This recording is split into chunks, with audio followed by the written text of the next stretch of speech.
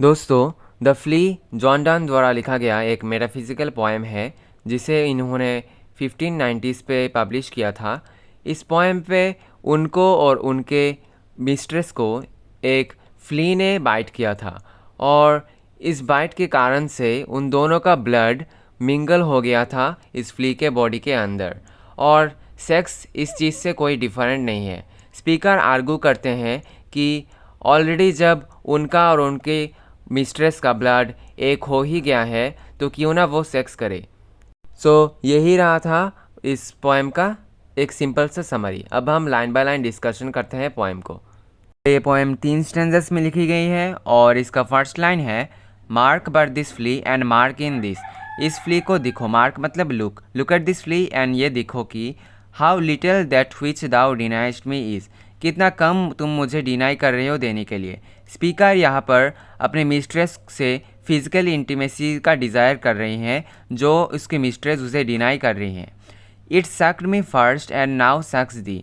ये फ्ली पहले मुझको सक कर गई मतलब मुझको चूस के गई और अब ये तुम्हारा खून चूस रही है।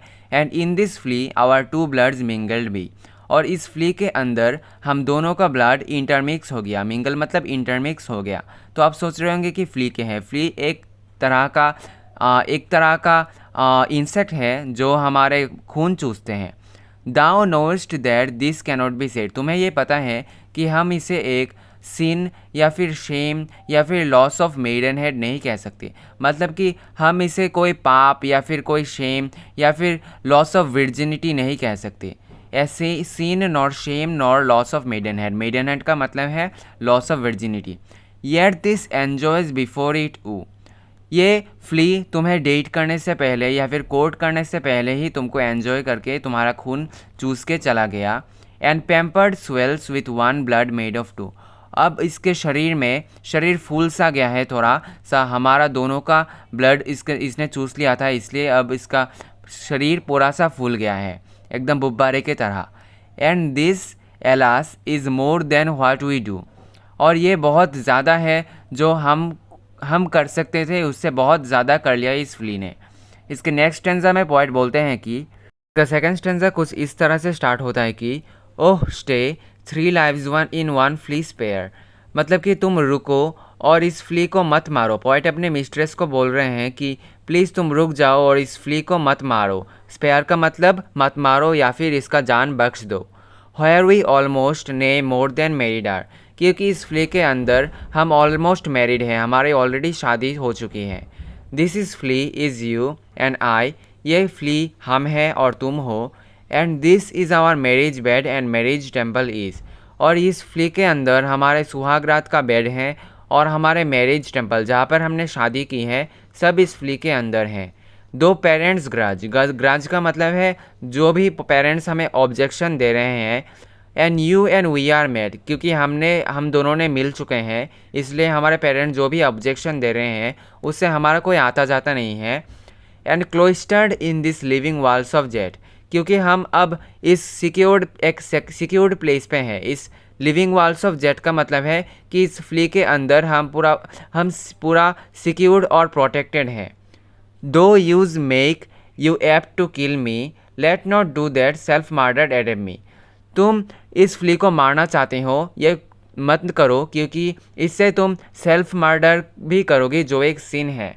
सेल्फ मर्डर मतलब तुम अपनी खुद का भी मर्डर कर दोगी, क्योंकि इस फ्ली के अंदर तुम और ये फ्ली का जान है, तो अगर तुम फ्ली को मार दोगी तो तुम अपने आप का भी मर्डर कर दोगी।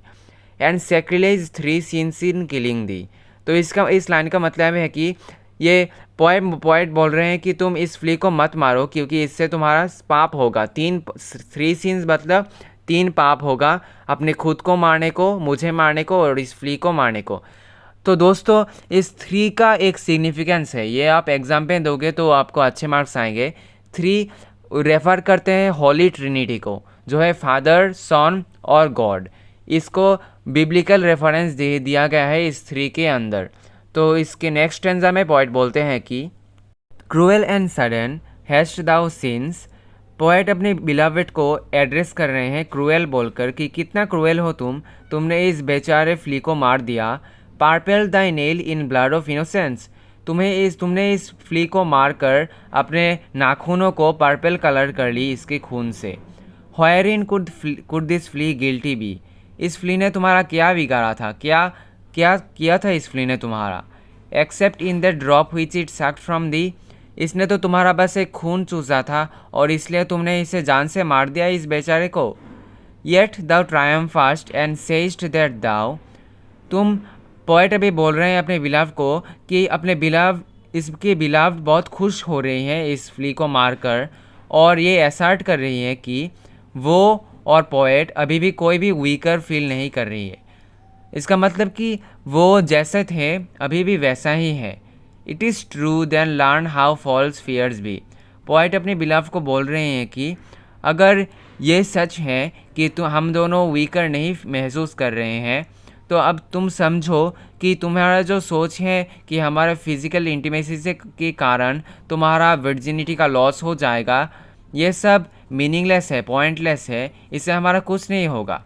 Just so much honour when thou yields to me, so तुम आ जाओ, will waste as this flea's that took from thee. जैसे इस फ्ली का डेथ इनसिग्निफिकेंट है, तो तुम्हारा भी ख्याल कि हमारे एक होने से तुम्हारा वर्जिनिटी लॉस हो जाएगा या फिर कुछ ऑनर वगैरह ख़त्म हो जाएगा, ये भी बहुत इनसिग्निफिकेंट है। तो आ जाओ, हम एक साथ मिल जाए।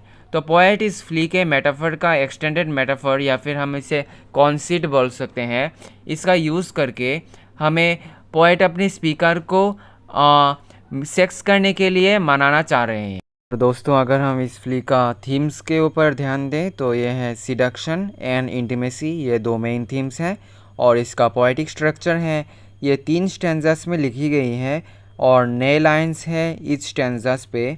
और इसका राइम स्कीम है A B B C C D D D, और इसका मीटर मोस्टली आयम्बिक पेंटामीटर में लिखी गई है। दोस्तों, जॉन डन इस पोएम द फ्ली पे बहुत सारे सिंबल्स का यूज़ किए हैं, और इसमें से पहला है the flea. The flea symbolise करते हैं स्पीकर का डिज़ायर फॉर इंटीमेसी, मतलब कि स्पीकर का जो डिज़ायर है फिज़िकल इंटीमेसी के लिए, उनको रिप्रेजेंट करते हैं। ब्लड इसमें सिम्बलाइज करते हैं मिलन या फिर union and connection between lovers. और फ्ली का जो डेथ है, फ्ली का मृत्यु, वो सिग्निफाई करते हैं irrationality of fearing intimacy. Speaker की लवर ने जो बहुत सारा घबराहट फील कर रही है इस फिज़िकल इंटीमेसी के बारे में, ये फ्ली का डेथ यही सिग्निफाई करते हैं कि कितना इरेशनल है, कितना पॉइंटलेस है इस इंटीमेसी को घबराने में। दोस्तों, इस पोएम पे जॉन डन ने बहुत सारे पोएटिक डिवाइसेस का यूज़ किया है, और इसमें से एक है मेटाफोर। फ्ली को मेटाफोर रखा गया है इंटीमेसी का। सिमिली पोएट ने यूज़ किया है। पोएट ने फ्ली के लाइफ को कंपेयर किया है ऑनर से। और एलिटरेशन मतलब कि repetition of sounds, same sounds, बहुत सारे एफ साउंड्स इस पोएम में दिखे जाते हैं वो जो बार बार रिपीट होते हैं। एंजेममेंट भी यूज़ किया है पोएट ने। तो गाइस, ये रहा the flea by John Donne का line by line explanation and summary. Many thanks for watching.